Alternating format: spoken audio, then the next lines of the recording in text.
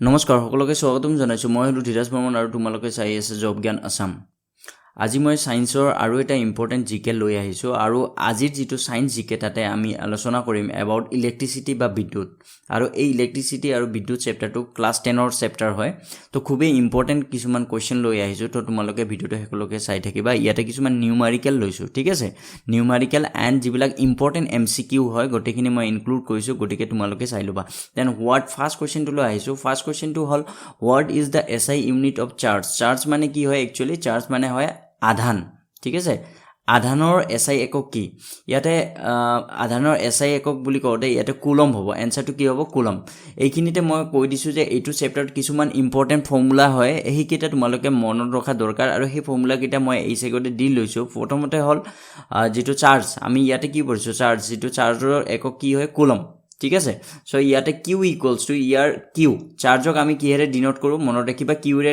Denote কৰো then q equals to it এটো first formula হয় ইয়াতে i মানে কি হয় ইয়াতে i মানে হয় কারেন্ট বা বিদ্যুৎ ঠিক আছে ইয়াতে i মানে হয় কারেন্ট বা বিদ্যুৎ এন্ড t মানে হয় টাইম কিমান সময়ৰ কাৰণে কাৰেন্টটো প্ৰবাহ হৈছিল বা বিদ্যুৎ প্ৰবাহ কিমান সময়ৰ কাৰণে হৈছিল ঠিক আছে তো সেই টাইমটো ইয়াতে আছে আৰু q মানে কি হয় q মানে আধান বা চাৰ্জ বুলিও যা কোৱা হয় ইংৰাজী চাৰ্জ বুলি কোৱা হয় ঠিক আছে দেন নেক্সট ফৰ্মুলা এটা আছে হেতু খুবেই ইম্পৰ্টেন্ট ফৰ্মুলা ohms law ঠিক আছে অমৰ সূত্ৰ ohms law খুবেই ইম্পৰ্টেন্ট ফৰ্মুলা এটো হল v ইকুয়ালস টু ir মনত ৰাখিবা v ইকুয়ালস টু ir তো এটা কথা মনত ৰাখিবা কেতিয়াবা তোমালোকক বিভৱ ভেদ দিব পাৰে ঠিক আছে কেতিয়াবা তোমালোকক v means potential difference বা অসমীয়াত বিভৱ ভেদ বুলি যা কোৱা হয় এন্ড i মানে কাৰেন্ট অলৰেডি জানা এন্ড r মানে ৰেজিস্ট্যান্স বা ৰোধক ঠিক আছে r মানে ৰেজিস্ট্যান্স বা ৰোধক কেতিয়াবা তোমালোকৰ কি হয় এই দুটা ভ্যালু দি যিকোনো দুটা ভ্যালু দিয়া থাকিব তোমালোকে থাৰ্ড ভ্যালুটো উলিয়াই ল'ব লাগে ঠিক আছে কেতিয়াবা তোমাৰ ভোল্টেজ দিব পাৰে লগতে কাৰেন্ট দিব পাৰে তেতিয়া তোমাক সুধিব ৰোধকৰ মান কিমান কেতিয়াবা কাৰেন্ট দিব কেতিয়াবা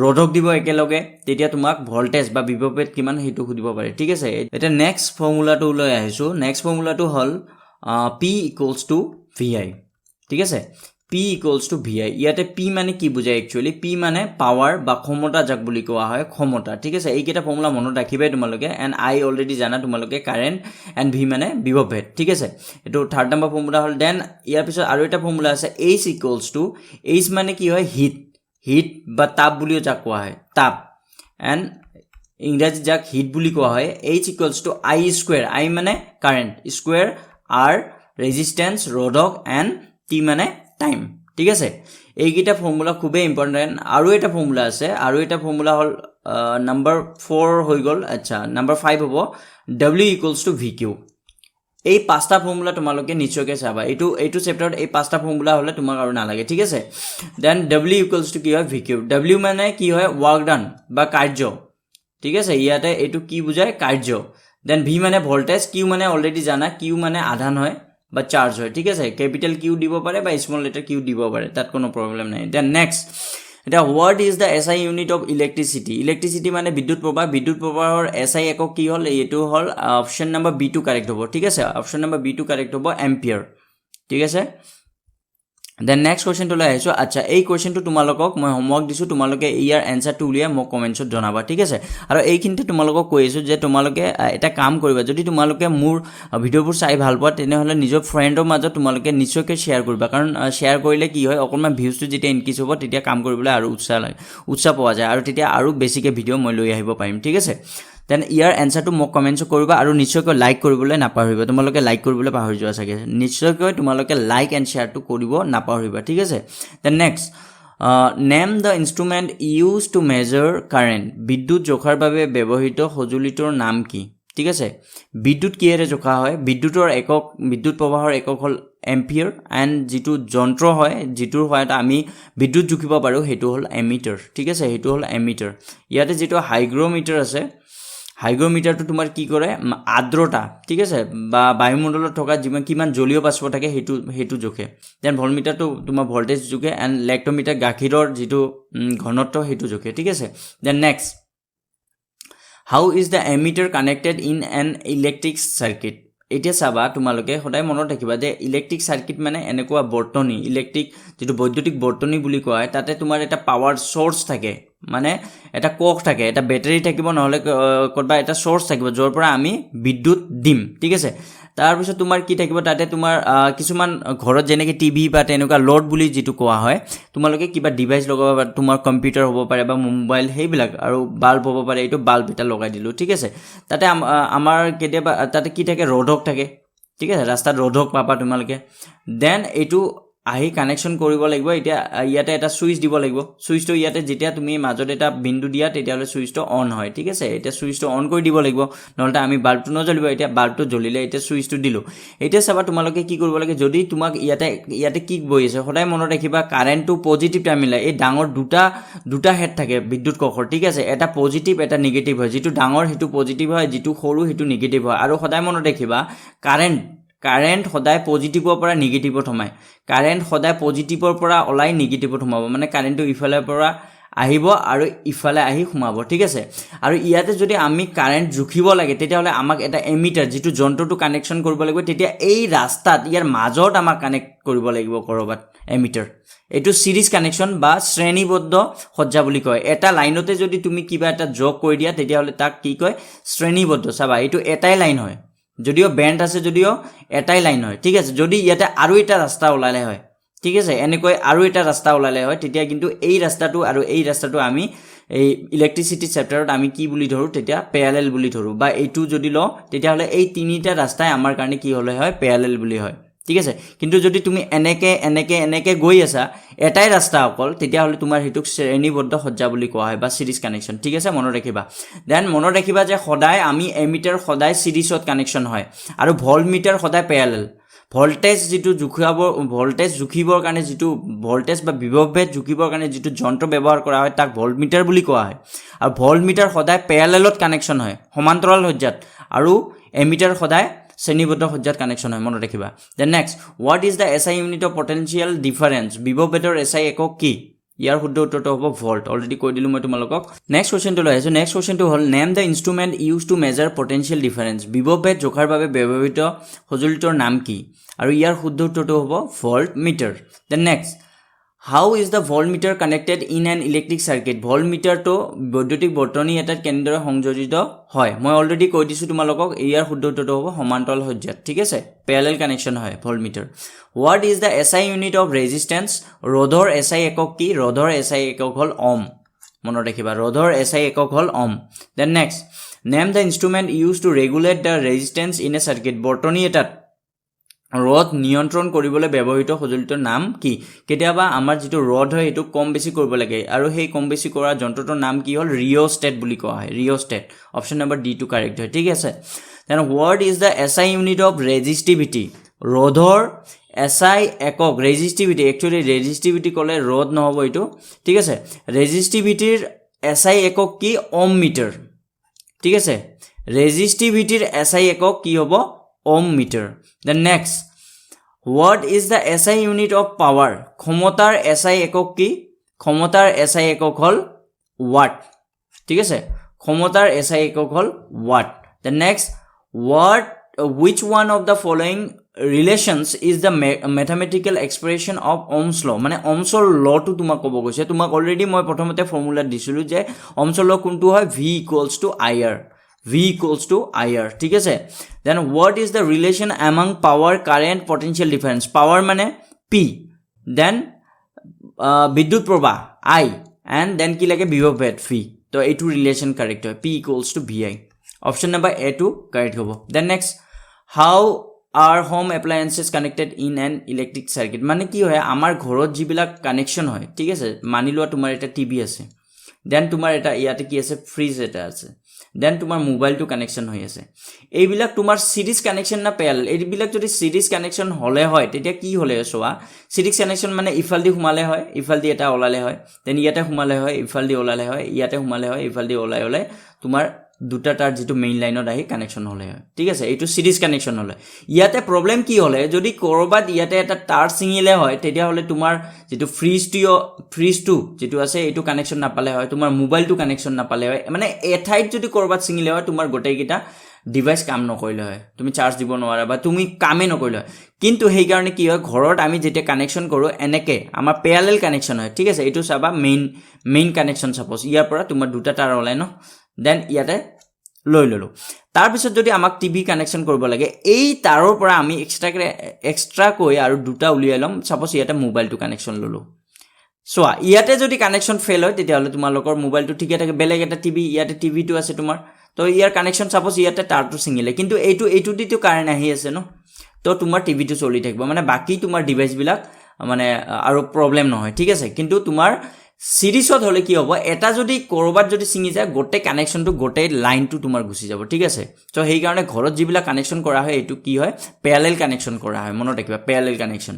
then next, how is a fuse connected. এতিয়া ফিউজ কিহৰ কাৰণে লগোৱা হয়, এতিয়া তোমাৰ মেইনলি মেইন লাইনৰ কাষতে চাবা তোমালোকে এটা ফিউজ থাকে, ঠিক আছে। ফিউজটো কিয় লগায়, এইটো চিৰিজ কানেকশ্যন, কাৰণ ফিউজটো এইটো মেইন লাইন চাপ'জ তোমাৰ মেইন চুইচ যিটো তাৰ পৰা এটা আহে, ইয়াতে চাপ'জ তোমাৰ যিটো ফিউজ আছে এইটো লগাইছে, ঠিক আছে। এইটো ইয়াতে আহি ইফালদি সোমাই আহে নাই, এইবিলাক তোমাৰ ঘৰৰ কানেকশ্যনবিলাক হৈ আছে, ঠিক আছে। তো এইটো এটাই ৰাস্তা, ইয়াতে যেতিয়া ফিউজত সোমাই আছে এটাই ৰাস্তা, এইটো কি হয়, এইটো তোমাৰ চিৰিজ কানেকশ্যন। অভিয়াছলি এইটো চিৰিজ কানেকশ্যন হ'ব লাগিব, কিয়, ফিউজটো কিহৰ কাৰণে ইউজ কৰে, ফিউজটো ছেফটিৰ কাৰণে ইউজ কৰে, যাতে তোমাৰ ক'ৰবাত যদি ইয়াতে ক'ৰবাত যদি জুই লাগে বা ক'ৰবাত যদি বিজুতি ঘটে, তেতিয়াহ'লে তোমাৰ ডাইৰেক্টলি ইয়াতে ফিউজটো, ইয়াত যিটো কানেকশ্যন আছে, এইটো যিটো ৰাস্তাটো আছে ইয়াতে কাটি দিয়ে, তাৰমানে তোমাৰ ৰাস্তাটো বন্ধ হৈ যায় আৰু কাৰেণ্ট আহিব নিদিয়ে, ঠিক আছে। সেইকাৰণে এইটো চিৰিজ কানেকশ্যন হ'ব লাগে। যদি পেৰালেল কানেকশ্যন হ'লে তেতিয়াহ'লে এটাৰ ক'ৰবাত প্ৰব্লেম আৰু বাকীবিলাকত কাৰেণ্ট গৈ থাকিলে হয়, স্পাৰ্কিং হৈ থাকিলে হয়, তেতিয়াহ'লে প্ৰব্লেম হ'লে হয়, ঠিক আছে। গতিকে সদায় মনত ৰাখিবা, ফিউজটো কি হয়, একচুৱেলি ছেফটি ডিভাইচ হয়, ঠিক আছে। তোমাৰ ঘৰৰ যিবিলাক জুই জ্বলিলে বা যিবিলাক শ্বৰ্ট চাৰ্কিট হয় সেইবিলাকৰ পৰা বচাবলৈ ফিউজ ব্যৱহাৰ কৰা হয়। গতিকে ফিউজটো সদায় চিৰিজ কানেকশ্যন হ'ব, পেৰালেল নহয়, ঠিক আছে, শ্ৰেণীবদ্ধ সজ্জা হ'ব। Then next, if the resistance of an iron, আচ্ছা ইয়াতে কি দিয়া আছে, এইটো মেথছ হয়, আৰ দিয়া আছে, ৰেজিষ্টেঞ্চ এইটো দিয়া আছে 60 Ω, মানে ৰ'ড দিয়া আছে, কাৰেণ্ট কিমান দিয়া আছে, কাৰেণ্ট আইৰে ডিন'ট কৰে, দেন 2.5 এম্পিয়াৰ, ঠিক আছে। কি উলিয়াব লাগে তোমাৰ, বিভৱ ভল্টেজ উলিয়াব লাগে। তো তোমাৰ ফৰ্মুলাটো কি আছিল, আচ্ছা ফাইণ্ড দ্য ভল্টেজ, আচ্ছা তোমাক কি উলিয়াব লাগে, ভি। তো কুৱেশ্যন কোনটো ফৰ্মুলা ইউজ হ'ব, V equals to I R obviously Ohm's law, then I 2.5 into কিমান আছে 60, দেন 2.5 মানে কি হয় 25/10 লিখিব পাৰোঁ, এণ্ড ইয়াতে 6 টাইম কেঞ্চেল হ'ব, ইয়াতে 0 কেঞ্চেল হৈ যাব, এণ্ড 25 ইনটু 60 কিমান হ'ব 150। তো ইয়াতে কিমান হ'ব এনচাৰ 150 ভল্ট। এটা নেক্সট কুৱেশ্যনটো লৈ আছোঁ। নেক্সট কুৱেশ্যনটো হ'ল, if the resistance is reduce to half then the current will be. এটা কথা মনত ৰাখিবা, যে ৰেজিষ্টেঞ্চ আৰু তোমাৰ যিটো কাৰেণ্ট হয় ৰেচিপ্ৰকেল হয়, ইনভাৰ্চলি প্ৰপৰ্চনেল, মানে কি হয়, ইনভাৰ্চলি প্ৰপৰ্চনেল টু ইচ আদাৰ, ঠিক আছে। যদি তোমাৰ ৰেজিষ্টেঞ্চ বাঢ়ে কাৰেণ্ট কমিব, আৰু যদি ৰেজিষ্টেঞ্চ কমে তেতিয়াহ'লে কাৰেণ্ট বাঢ়িব। এতিয়া চাবা, তুমি যদি এটা বাটত তুমি বাইকখন চলাই আছা, ঠিক আছে, তুমি এখন বাইক চলাই আছা, হয়নে, তো তুমি ইয়াতে বাইকখন চলাই আছা, যদি তোমাৰ ৰাস্তাত বহুত ভিৰ থাকে তেতিয়াহ'লে কি হ'ব, তোমাৰ স্পীড অট'মেটিকলি কমি যাব। এই ভিৰ মানে এইবিলাক কি হয়, ৰেজিষ্টেঞ্চ তোমাক বাধা দি আছে, ঠিক আছে। আৰু যেতিয়া তোমাৰ ৰাস্তাটো পূৰা খালী থাকিব তেতিয়াহ'লে তোমাৰ স্পীডটো বাঢ়িব নে নাই। তো তেনেকুৱাই কনচেপ্টটো, ছেম কনচেপ্ট। তো ইয়াতে কি হয়, ৰেজিষ্টেঞ্চ বাঢ়িলে তোমাৰ কাৰেণ্ট কমিব, ঠিক আছে। তো ইয়াতে চাবা, ৰেজিষ্টেঞ্চ কি হয়, হাফ যদি হয়, ইয়াতে হাফ হ'লে কি হ'ব, ইয়াতে ইফালে গ'লে কি হ'ব, এইটো ওপৰত গুচি যাব, তো কি হ'ব, ডাবল হ'ব। মনত ৰাখিবা, এইটো কি হ'ব, ডাবল, ঠিক আছে, ডাবল হ'ব। Then next, which of the following metals have lowest resistance.